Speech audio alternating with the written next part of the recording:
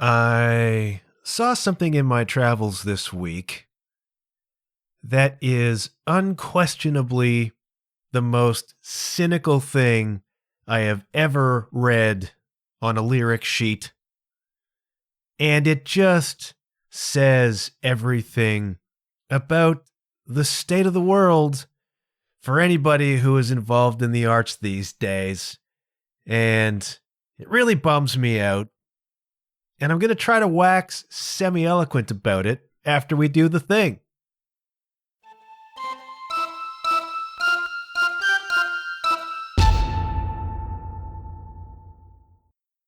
I was on the YouTubes compiling new songs to sample that I may or may not talk about on this program.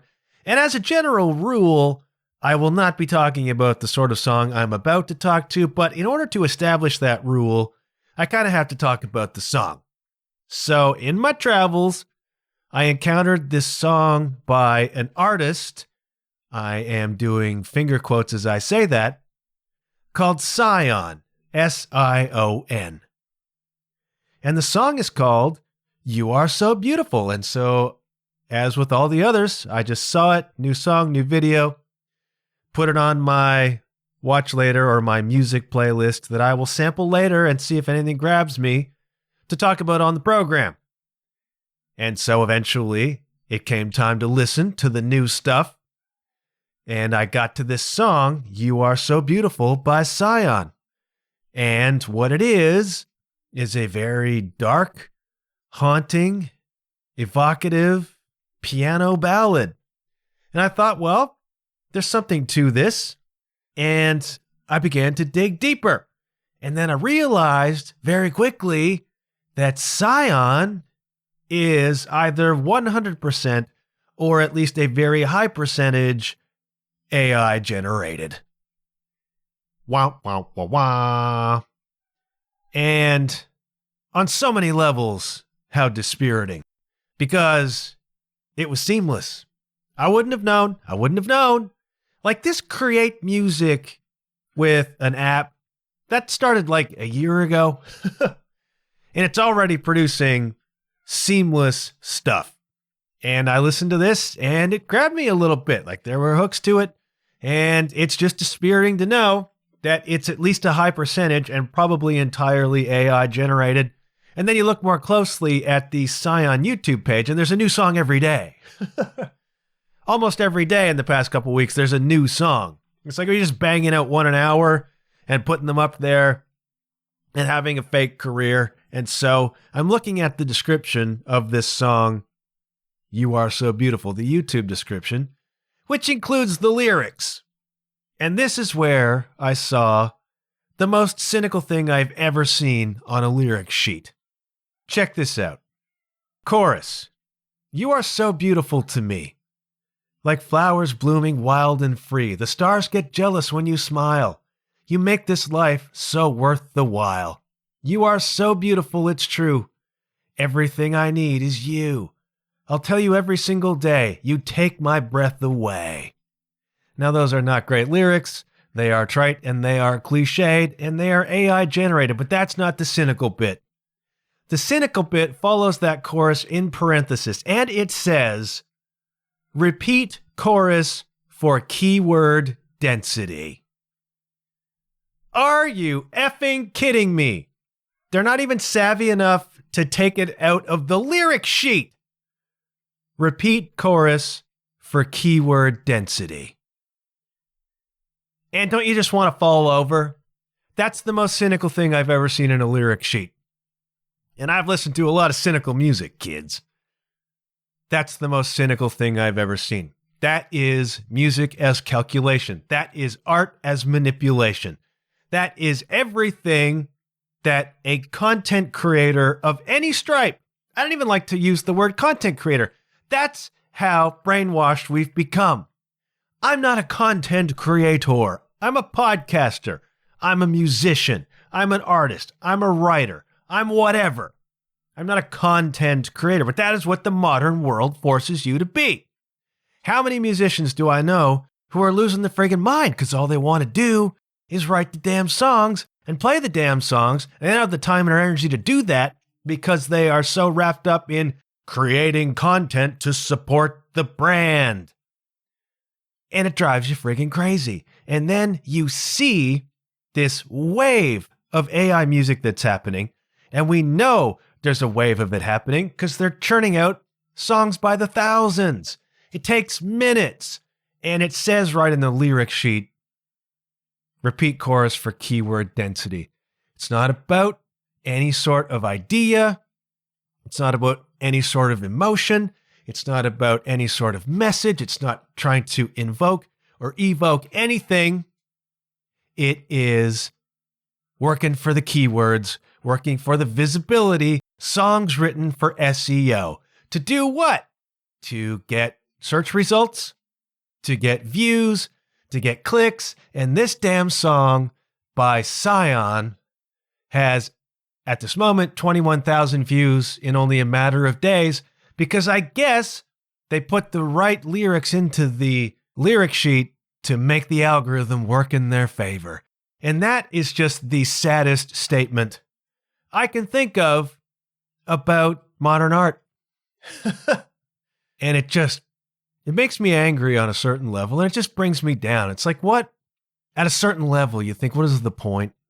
What is the point? I mean, I'm producing podcasts right now, and I go around regularly and I look at the best practices. I look at what people are trying to do to grow their shows, because mine is not growing.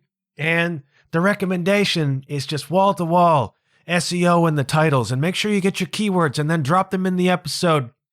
Keywords, keywords, keywords, SEO, SEO, SEO, algorithm, algorithm, algorithm, and nothing real. What about the part where you're trying to say something that is real and raw and emotional and encouraging, something about the human experience, something about the human condition, something about how we relate to each other, something about this modern world we live in, which is a booby hatchery? Oh, no. Find the right keywords that people are searching in your niche, and then build your episode titles and your episodes around them. Oh, no. Don't go write those new songs, kids. You haven't got time for that. You need to do a reel and get it up on the gram and make sure you've got these hashtags so everybody will come and look at it and you get 1 million hits. And do you know how many downloads of your new song or streams on Spotify that amounts to, those 1 million hits? None. We are living in an ass-backwards technical ecosphere where art doesn't matter, visibility is everything, and now all of a sudden we have art not just literally generated by machines, but art generated for machines. And you can call me sentimental and old-fashioned, but I don't like it. And I bristle and I buck every time I encounter you're not putting enough SEO keywords in your titles. I'm like, what about expression? What about doing things your own way? What about an artist's bent, an artist's take, an artist's idiom on the art that he, she, they are producing? Oh, no. Algorithms, visibility, YouTube, Instagram, Threads. Got to get it on the gram. And it doesn't amount to anything. Even if it worked. All right? Even if it worked. You could say, well, okay, it's a business decision. Now, we are still producing the art. We are working the algorithm in such and such a way. And it's resulting in thousands of streams on Spotify, or it's resulting in hundreds of people, or at my level, tens of people coming to my shows, resulting in some kind of lasting, effective visibility. But it doesn't. It doesn't, all right? I was on TikTok for a minute a couple years ago. Used to post on there about my podcast episodes.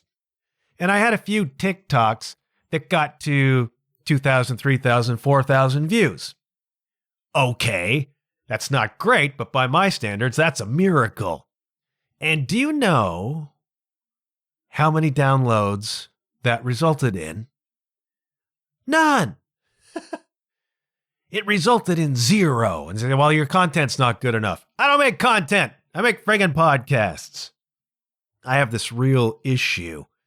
And I know a lot of artists do, with this sudden obligation to be the art being the secondary thing, and your brand and visibility, and your SEO and the algorithm, and your keyword density being what matters most. But now we see the ultimate representation, the ultimate illustration of just how calculated and cynical the modern art world, at least publicly, seems to be, which is this AI art that has it written right in the liner notes. Repeat chorus for keyword density. Repeat chorus not because it says something meaningful. Repeat chorus not because it's such a wicked hook that people are just going to love it. Not because there's something really fundamental and edifying in those words that needs to be heard twice. No. Keyword density. Put it in enough times that people searching for those keywords are going to find the song. What does the song say? Doesn't matter. We got the right keywords, that we get enough streams, that we make a little bit of money. And then part of me is like, well, yeah, any musician needs to do that because none of us are making any money. But this is an AI. It's a machine driving a machine with a song written for a machine. And it brings me down and it makes me cynical. And so I'm tying together some threads here, some loose threads of ideas I've had for this week's episode. And I thought, this is a sad song generated cynically by an AI with keyword density. Why don't we talk about some real sad songs written by some real people? And I was originally going to do an episode this week about St. Valentine, as last weekend was Valentine's weekend. And I have a whole ream of notes here about St. Valentine. But maybe I'll leave St. Valentine for now. Maybe we'll get to him next year. I thought, let's talk about some sad friggin' songs that actually mean something, written, performed, recorded by real friggin' people. Because these are the songs you need to be going to listen to, not these damn AI songs with repeat chorus for keyword density written into the lyric sheet. Absolutely unconscionable, but what do you expect from a machine? I'm affected by music. All right, music, I'm one of those people for whom music has a unique and singular ability to evoke emotion. I've talked about this before, about how the music I like best inspires, evokes an emotion in me, whether that is joy or anger or even fear or sadness. Music is such a wonderful vehicle for sadness. And, there's something satisfying about listening to a sad song. That can be cathartic, that can pull emotion out of you that needs to be expressed. And so I've been thinking about what are the sad songs? And with an eye on Valentine's past, what are the sad love songs? And that's been kind of an interesting rabbit hole to go down. What are the songs that it's hard to say? Do they actually make me sad, or do I just recognize them as sad and they pull an emotion out of me? And it's a fine line. I mean, when I was a kid, very romantic, much unrequited love. I could hear Def Leppard's Hysteria with a particular female in mind, and just the way those chords operate, just the way that song goes melodically, pulls a certain sadness out of you. And the 80s glam in particular, got a lot of damn mileage out of those sad ballads that pull it out of you. Don't know what you got till it's gone, kids. Heaven isn't too far away. I saw red. I remember you. We all know that, right? And yeah, I got some of those in my closet for sure. Some of those 80s ballads. But there's an 80s song, technically a 90s song, that for me is one of the saddest frigging songs I've ever heard. Invokes in me a specific sadness. Now, you will agree with me, gentle listener, those of you who are affected as I am by music, that Whether a song is sad or not tends to be situational. It's what was playing at the moment of some sadness occurring. That could be the loss of somebody, the loss of a damn pet. That happened to me. The wonderful California punk rock band Face to Face, which is one of my favorite bands, released an album in the late 90s, around 98, called Ignorance is Bliss. Controversial record for Face to Face. Now, they were best known in the early 90s for playing super fast, high tempo, very melodic, a lot of vocal harmonies, California skate punk. And I loved their stuff. I didn't know a lot about them, but I went to see them in L-Town at Call the Office one night. One happy February night, I went with Banksy and we saw Face to Face just crush that joint. And they played so fast and so tight. And I love a fast punk song. I love a fast thrash song, something that has that much momentum to it. And Face to Face put out a string of records that were just this super high tempo, super fast, California punk rock and roll. Great stuff, great band. Super tight live. I think I've seen them 3 times now. Great band, making great records. And then towards the late 90s, they did that thing that a lot of bands do, which is not usually recommended, which is let's do an album that's different from all the others. And when you've got a particular signature, that's a dangerous game to play. Very difficult to recover if your let's try a different sort of album doesn't really work. And so in the late 90s, after a string of these super fast punk songs, Face to Face dropped this record called Ignorance is Bliss, which would be described, I think, much more as kind of a modern rock album. Much slower tempos, much different kind of pocket, much different kind of vibe. And taken on its own as a standalone, great record. A lot of really great songs on it. But it was not what Face to Face fans were looking for. It's kind of like when Metallica dropped Load. It's like, what is going on? This is not Metallica. What? And now in retrospect, a lot of people can say I really like that record for what it is, but at the time, supremely controversial because Metallica had been Metallica, and now they're doing whatever on earth this is, and it alienated and annoyed a lot of people. And you could argue that Metallica didn't quite recover from that in a way, even though they have subsequently put out more speed metal, thrash records again like Metallica. A certain flavor, I think, has been lost. I don't think anybody thinks they put out anything after Load to compare with Master of Puppets and Justice for All, anything like that. So it is with Face to Face. They dropped this record, Ignorance is Bliss. It's a great record taken on its own, but it alienated a ton of Face to Face fans who wanted to rock out and mosh and be punk, and this record just didn't do that. Had some really good songs on it, but it's not a Face to Face record by a Face to Face fan's reckoning, and really alienated a lot of people. And I liked the record, but I felt it too, because when I listen to Face to Face, I want to go on a ride, man. I just want pure speed and adrenaline. Wasn't on this album. Why am I talking about it? Well, I was living in Japan when it came out. And I don't even want to tell this story, and I'm not going to tell it in full detail because it still makes me sad almost 30 years later. But we had a cat. We rescued this tiny dying kitten when we lived there, and we didn't intend to, but we wound up taking it in. And it became our cat. And for a year, he lived with us, and we loved him. And then it came time for us to leave Japan. What are we going to do with the cat? And so we found a family to take the cat. And we were very excited about that. And so I was listening to the Face to Face record. People who were taking the cat came and got us, picked up the cat. We took the cat over to drop it off at its new house. And when we got it inside the door, cat freaked out. Cat's name was Peach. In Japanese, Momo. I called him Whitey because he was white. Cat freaked out. New people, new place, what is going on? And soiled himself, as a fearful cat will do. You don't do that in a Japanese household. And what they needed to do was have a room where we could put the cat and he could chill and get used to his environment.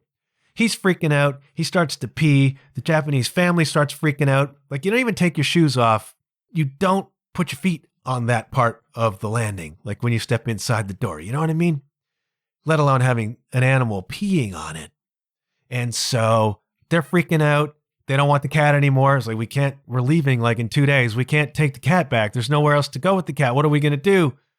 And then my former spouse or significant other and I just sort of looked at each other in the middle of this chaos. And there was just kind of a silent agreement between us. And I just opened the front door and the cat ran out the door. And no, we never saw him again. And we hope he lived a long and fruitful life. Cats live ferally in Japan all the time. It's not a big deal. But we had to open the door and let him go. It's the only option we had for his benefit. And he ran away and we never saw him again. And I'm listening to the Ignorance is Bliss record throughout this moment. And I can't listen to it to this day. Not necessarily a sad record. There are some dark songs on it. But nobody would listen to that and say, man, it's a sad album. It's a modern rock album. But it's the association for me of that event and that awful loss that still haunts and hurts me to this day. And I hear that music and I am instantly triggered back there. And I can't listen to it. It hurts too much. Can't listen to it. Don't want to. And so sometimes that's what makes a song sad. And I'm thinking of not exactly a hair metal ballad from those days, but a song that always pulls it out of me is the song Anybody Listening by Queensryche. It's the last song on their Empire record. And it is just one of the saddest damn songs I've ever heard in my life. It is so evocative, sad, emotional, haunting. And Queensryche had a lot of flavors. What a terrific band they were and still are. And this song, Anybody Listening, is so melancholy and so wistful. And I don't even really know what it's about. It's probably a relationship song, but it's just dark and sad. And every time I hear it, I have an association with a former girlfriend that's connected to that song. And I was listening to that when it became clear that that relationship was definitely over. And I still feel not a sadness for that reason, but a residual emotional connection, which is when I hear that song, it triggers a sadness in me. It's a wonderful song and I can listen to it. There's a moment, there's like verse, chorus, guitar solo, and then everything just drops out. The Queensryche has this amazing ability to evoke emotions, to create moments in songs. We go into verse 3. Everything drops out. It's just basically a guitar, a little bit of bass happening. And Jeff Tate singing in that voice that only Jeff Tate has. Feel the breeze. Time's so near you can almost taste the freedom. There's a warm wind from the south. Hoist the sail and we'll be gone. By morning, this will all seem like a dream. And if I don't return to sing the song, maybe just as well. I've seen the news. There's not much I can do alone. There's a warm wind from the south. Hoist the sail and we'll be gone. By morning, this will all seem like a dream. There's just something so wistful and sad in that statement about moving on, right? About letting go of something that's over, something that can't be, and just moving on into a new future, leaving these things behind, but with this certain melancholy, with this certain sadness that goes with it. And I attach that to the moment of a heartbreak, you know? And I hear that and it's just, yeah, it's so wistful. That's one that always gets me. Fake Plastic Trees by Radiohead always gets me. I don't have an association with that song. It's just a sad damn song. It's just an emotional, evocative song. And I've had once or twice where I'm playing that one on the drums just for my own edification. And there's a tear in my eye when I do it. There's something so provocative, so powerful in that song, Fake Plastic Trees. It's my favorite Radiohead song. And then I went online onto the Spotify and I was looking up playlists of sad songs, and it's really interesting because I listen to them and I'm like, yeah, whatever. And it's funny how they'll list an artist and they'll play the song, and I'm like, that's not the sad song. This is the sad song. Like, for example, there are tons of heartbreak playlists where it'll be like the Bon Iver song, Skinny Love. Skinny Love's a classic Bon Iver song. Guitar, Justin Vernon, whatever. And yeah, it's a sad song, but it's not the sad song. If you want to go back to the early days of Bon Iver, which is the early days are the ones that I like, go back to the early days of Bon Iver, the song that makes you cry your eyes out is Ray Stacks. Ray as in regarding, like in a professional letter or communication, Ray regarding Stacks. And I don't know what that song's about, really. It's certainly about a relationship. But you want to talk about a song that is just sad and tortured as hell. And I've told you before, years ago on this podcast, I saw a live video of Justin Vernon performing this song at an outdoor festival. And it's just him and his guitar. And he's got tears rolling down his face performing it at this show. I mean, it's meant to jerk tears. And it does.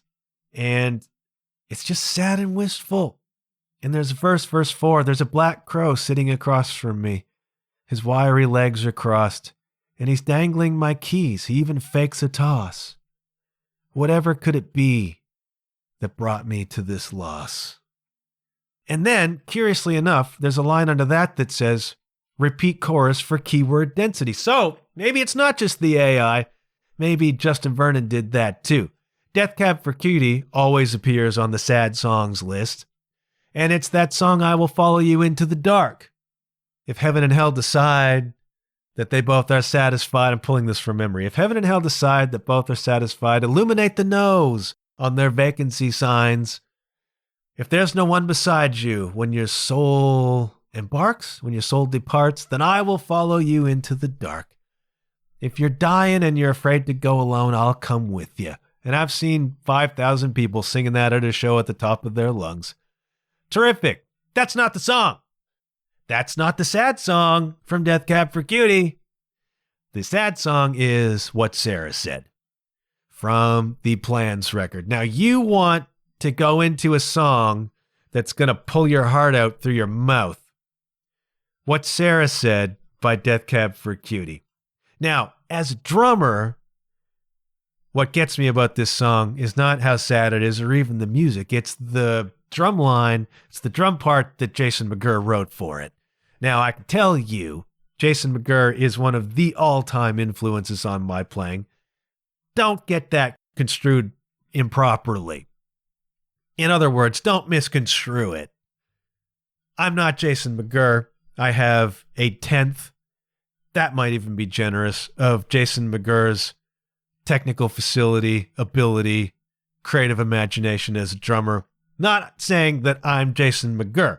I'm saying some of the stuff he does has influenced some of the stuff I do to the extent that I can do it at all, right? And this song, What Sarah Said, has just a really compelling drum part with a lot of really interesting hi-hat accents happening. Just a really interesting drum part. And part of me's like, should you have done that much with this song? Should the drums be distracting from the overall message of this song, What Sarah Said? And then at the end, there's like a long outro section where Jason McGurr is doing this really crazy traditional Scottish rudiment between the ride cymbal and the snare drum. Really, like, who even thinks of that? Somebody who's done a lot of traditional snare drumming, I guess. Who even thinks of that and thinks to drop it into a pop song at the end? And he plays it really fast, and he plays it so clean. The dude is an amazing drummer. Jason McGurr is such a great drummer. And I got an education one night. So they played in L-Town with Metric, and we were right up front. I think we were 2 rows deep. And so Jason McGurr was 30 feet from me. And I left that room a better drummer. I left that room a better drummer just from watching the way he sat, Watching the way he held his sticks, watching his hands. I can't play like Jason McGurr, not even close. I can't think or imagine like he can, not even close. But I left with better technique just from having watched him for an hour. And the outro to this song, What Sarah Said, just demonstrates this really interesting imagination and technical facility, neither of which I have. But What Sarah Said is, according to Genius.com, a meditation on death, using the imagery and narrative of a loved one on his or her hospital deathbed as a vehicle. That's true. You want to talk about sad. And it came to me then that every plan is a tiny prayer to Father Time. As I stared at my shoes in the ICU that reeked of piss in 409, and I rationed my breaths as I said to myself that I'd already taken too much today, as each descending peak on the LCD took you a little farther away from me. Away from me. Amongst the vending machines and year-old magazines in a place where we only say goodbye. It stung like a violent wind that our memories depend on a faulty camera in our minds. And I knew that you were a truth that I would rather lose than to have never lain beside it all. And I looked around at all the eyes on the ground as the TV entertained itself. Because there's no comfort in the waiting room, just nervous paces bracing for bad news, and then the nurse comes round and everyone lifts their head. But I'm thinking of what Sarah said, that love is watching someone die. How you gonna beat that for a sad lyric? But that song doesn't pull sadness out of me. It's a sad song, and those lyrics are like, geez Louise, man. Doesn't pull it out of me. Brothers on a Hotel Bed pulls it out of me. And what does it is, it's music. It's the melody, the dark, sad melody of Brothers on a Hotel Bed from the same record, which is Plans by Cab For Cutie. And again, Jason McGurr just writing these really interesting drum parts. Brothers on a Hotel Bed, I thought there's no way that's one drum part. There's a tambourine happening, and there's this, and there's all these really intricate accents happening. It's like there's no way that's one drum part. Like he's recorded different drum tracks and put them all together. Then you watch, there's a live in-studio video of them playing that song, Brothers on a Hotel Bed. And oh yeah, he's playing it all at once. And it's like, come on, man. How are you that creative as a player? How are you that technically able? I could at one point in time semi-credibly execute Brothers on a Hotel Bed, sort of, mostly. No one would mistake me for Jason McGurr. I could kind of do it. And yeah, I can't anymore. I haven't played that in a long time. I should try to bring it back. You know, I've had trouble lately sitting down behind the drums at all for various reasons, some of which I've talked about on this program. I should sit down and try to tackle that one again, see if I could get it back. What a great song, but it's just sad. And it's also about the ending of a relationship in a way. I had to think about the lyrics, but it's wistful. It's wistful and it's longing and it's a sad music. Even it's an upbeat song, but it's sad musically. And that's the one that gets me. That's the one that gets me. I'm always just a little bit weird, kids. It's not the big sad song that gets me. It's that one beside it. Regarding Stacks by Bon Iver. Brothers on a Hotel Bed by Cab For Cutie. Anybody Listening by Queensryche. But I gotta tell you right now, all right? And I will die on this hill. The saddest song I think that's ever been written, the saddest song that I've ever heard, and also, not coincidentally, one of the best and most effective, is in fact by our old friend Carly Thomas. Oh yeah, that's right. A person with whom I perform has written what I think is maybe the saddest and most effective song that I've ever heard. And it's on Carly's record, Behind the Ficus, her most recent album. And the song is called Empty Room. Now, I know the story behind Empty Room, and Carly will tell it to you if you ever ask her. So I get a lot of what's going on in these lyrics because I was there, all right? I lived part of this with her. I get it, all right? And yeah, it's about a breakup. I'm not going to say anything more about it than that because it's not my story to tell, but I do know the story, and that helps it along. But you want to talk about, you got your AI person, right? Your AI scion writing, "You are so beautiful to me, like flowers blooming wild and free. The stars get jealous when you smile. You make this life so worth the while. You are so beautiful, it's true. Everything I need is you. I'll tell you every single day. You take my breath away." Repeat chorus for keyword density. That's what AI is turning out. You want to hear what an artist is turning out? A real, proper, effing human artist with real, proper, effing human experience and emotion and artistry and poetry. Take the bed, the mattress, and the frame. Take the shelves, it's all the same. Every picture, every frame, take it all away. Take the lamp, the coffee table, the TV stand. Take the soft light that I loved you in. Might as well take all the oxygen right out of the room. You don't want to make a scene. You want to cut things clean. Pack all your things. You want to cut the cord. I don't want to beg for more. What am I to do with all of this empty room? Take the books I never read, the notes in the margins, clothes in the closet. I don't need the mirror on the wall because I lost my reflection. Needed your attention. Tell me what I want to hear. Take the ceiling because the walls are caving in and I need a sky to fly into before the floorboards finally give. And while you're at it, take the oceans because I can't bear the notion of ever diving in again. And you don't want to make a scene. I don't want to make believe you're coming home soon. You want to cut the cord. I don't want to beg for more, but what have I to lose? Just an empty room. Did you hear some of these lyrics, man? Take the ceiling because the walls are caving in and I need a sky to fly into before the floorboards finally give. This is an artist who's been tortured. This is a broken heart made manifest in real poetry and in real lyrics. And it bothers me, frustrates me that an AI producing the most trite BS possible with a line that says repeat chorus for keyword density is pulling down, as of last count, over 21,000 views on YouTube.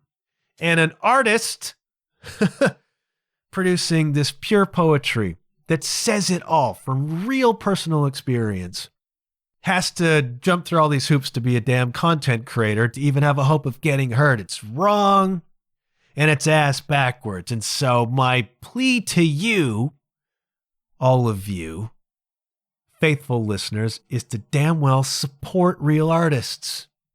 Go to Bandcamp, buy Carly's record, Behind the Ficus.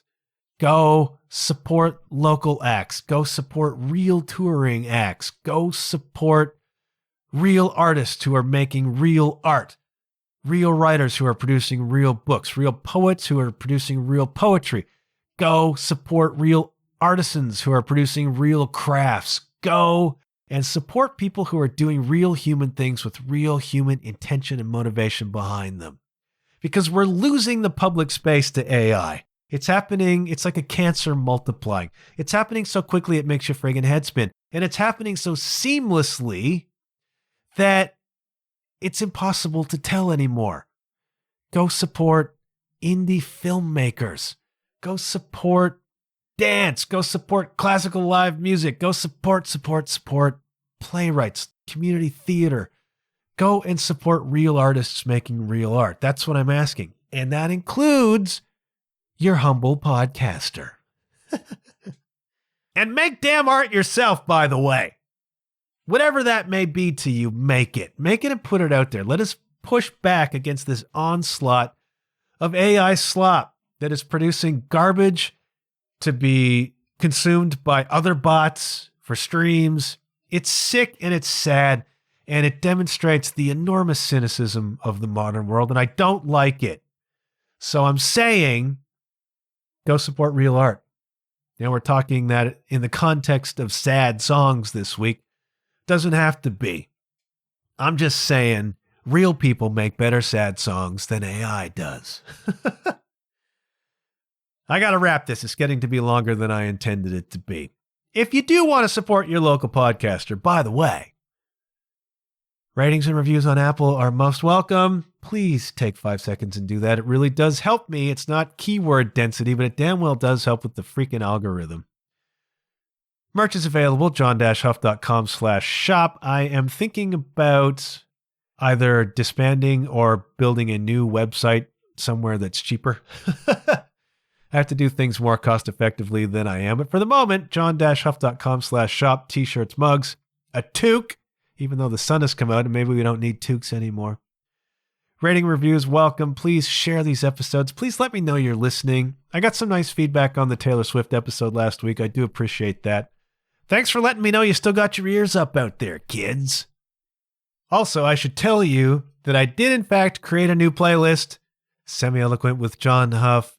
Referenced on the podcast, 2026 playlist is now on Spotify. I have put links out there into the world, so some of the songs I just talked about will be on it, as well as what I talked about last week. So if you want to hear some of this music, because I can't play it on the damn show, go to Spotify, Semi-Eloquent with John Huff, referenced on the podcast 2026 playlist. We'll have a lot of this music on it. You can hear it for yourself. I hope you're well. I'm going to shutting up because it's time to go edit this thing, get it out into the world as another piece of art produced by a real damn person with real damn intention. Let me know your favorite sad songs. Go purchase some music from an independent artist. Go purchase some art at your local craft fair. Go support a local live band or live production, all right? It depends on all of us to keep patronizing, keep supporting real art by real people. Thanks for tuning in, kids. Talk to you soon.